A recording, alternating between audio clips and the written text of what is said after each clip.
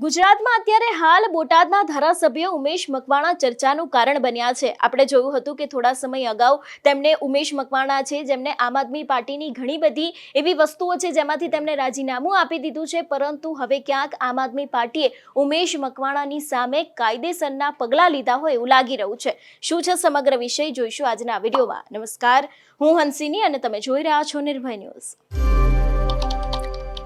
ગુજરાતના રાજકારણના સૌથી મોટા સમાચાર આજે સામે આવ્યા કે ઉમેશ મકવાણાએ આમ આદમી પાર્ટીની ઘણી બધી એવી જવાબદારીઓ છે કે જેમાંથી તેમણે રાજીનામું આપી દીધું હતું, પરંતુ તેમને બોટાદના ધારાસભ્યના પદ તરીકે રાજીનામું નહોતું આપ્યું।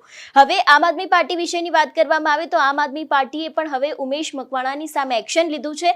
ખાસ કરીને ઈસુદાન ગઢવી દ્વારા એક ટ્વીટ કરવામાં આવી છે જેની અંદર લખવામાં આવ્યું છે કે ઉમેશ मकवाणा को पार्टी विरोधी एवं गुजरात विरोधी गतिविधियों के लिए 5 साल के लिए पार्टी में से सस्पेंड किया जाता है। એટલે કે ખાસ કરીને 5 વર્ષ માટે ઉમેશ મકવાણાને આમ આદમી પાર્ટીમાંથી સસ્પેન્ડ કરી દેવામાં આવ્યા છે એવી જાણકારી છે તે આમ આદમી પાર્ટીના ઈસુદાન ગઢવી દ્વારા આપવામાં આવી છે। કારણ કે આજે કહી શકાય કે ઉમેશ મકવાણાએ પોતાના પ્રેસ કોન્ફરન્સના માધ્યમે ઘણી બધી એવી વાતો કહી હતી, આમ આદમી પાર્ટી ઉપર ઘણા બધા પ્રહારો કર્યા હતા અને ખાસ કરીને તેમના દ્વારા કહેવામાં આવ્યું હતું કે આમ આદમી પાર્ટી છે તેમને જેટલું જોર વિસાવદનમાં લગાવ્યું હતું એટલું જોર જો કદાચ કડીમાં લગાવ્યું હોત તો કડીમાં પણ કંઈક નવા જૂની થઈ શકત, પરંતુ અત્યારે હાલ આમ આદમી પાર્ટીની સામે તેમને ક્યાંક પ્રહારો કરવા અઘરા પડ્યા હોય એવું લાગી રહ્યું છે। કારણ કે ખાસ કરીને હવે આમ આદમી પાર્ટીએ એક નવો નિર્ણય લીધો છે કે 5 વર્ષના માટે થઈને ઉમેશ મકવાણાને પાર્ટીમાંથી સસ્પેન્ડ કરવામાં આવ્યા છે। એટલે ખાસ કરીને અત્યારે હાલ ગુજરાતના રાજકારણમાં જે પ્રમાણે ગરમાવો આવ્યો છે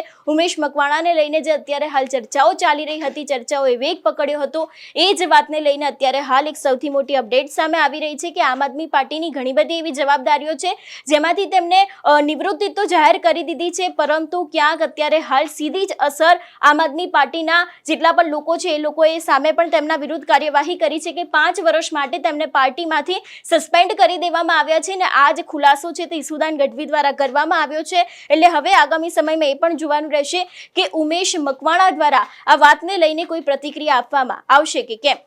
તમારું શું માનવું છે આ વિષયને લઈને અમને કમેન્ટ કરીને ચોક્કસથી જણાવજો। તેની સાથે અમારી ચેનલ નિર્ભય ન્યૂઝને લાઈક, શેર અને સબસ્ક્રાઇબ કરવાનું ભૂલશો નહીં। નમસ્કાર।